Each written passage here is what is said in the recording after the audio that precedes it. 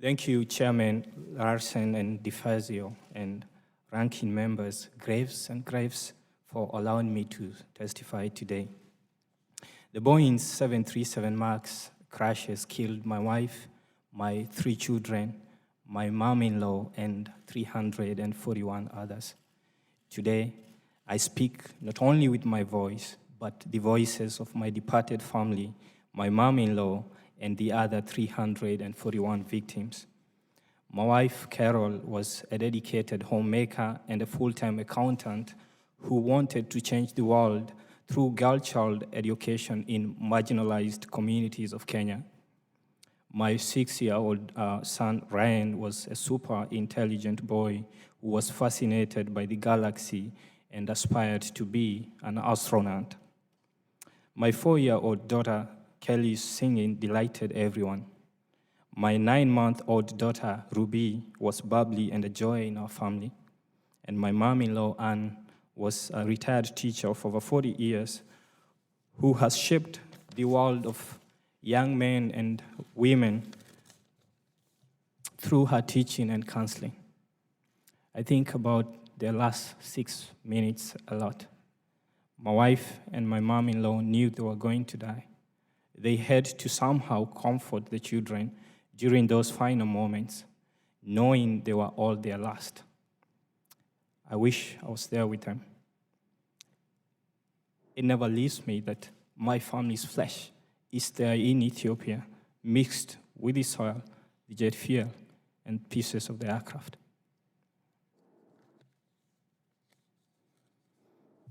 In Canada, Independence Day was celebrated on July 1st. I stayed buried in my little house, in my grief, hearing the sounds of celebration and fireworks in the sky. But all I could think about was the 737 MAX struggling to gain height and eventually diving to the ground, killing my whole family and 152 others. If my wife, my children, and my mom-in-law were alive, they would have enjoyed all family activities on Canada Day. Every minute of every day, they would be all around me, full of life and health. I miss them every minute of every day.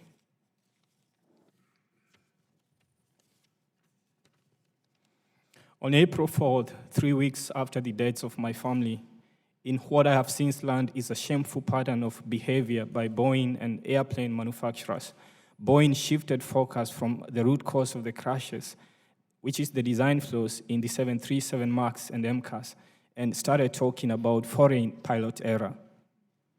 This distracted from correcting the real causes of the crashes and is an insult to humanity. Boeing and their apologists want to shift scrutiny from their single-minded quest for short-term profits over safety and place it on foreign pilots who, like domestic American pilots, were left in the dark by Boeing. Would they have used the term domestic pilot error if the crash happened in the United States? The term foreign pilot error is utter prejudice and a disrespect to pilots and Boeing customers across the world. Boeing used this fallacy of foreign pilot error to avoid the grounding of the 737 MAX after the crash of Lion Air Flight 610 on October 29th last year.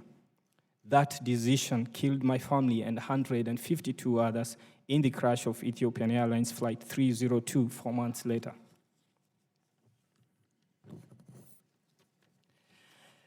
The FAA should have known that the failure to have triple redundancy in critical safety systems could cause crashes and death. They recklessly left Boeing to police itself. The families demand that the 737 MAX 8 be fully recertified as a new plane because it is too different from the original certified plane.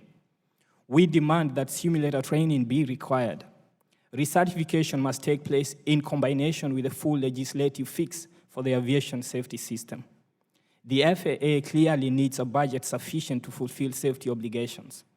The US Senate should only confirm a new FAA administrator if that person agrees to safety reforms.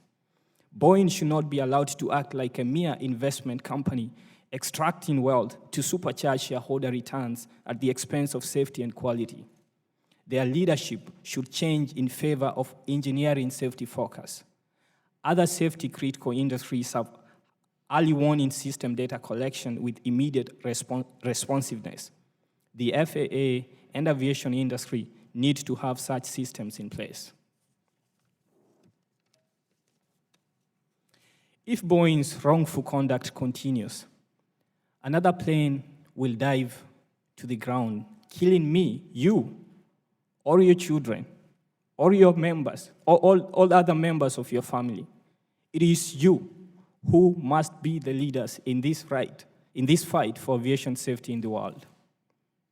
Now, future hearings of this committee should include those who wrote the MCAS software, technical dissenters, whistleblowers, safety engineers, and families. You hear multiple testimony from pilots and unions. We, the victims' families, need to continue to be included in these hearings. Thank you for allowing me to speak today.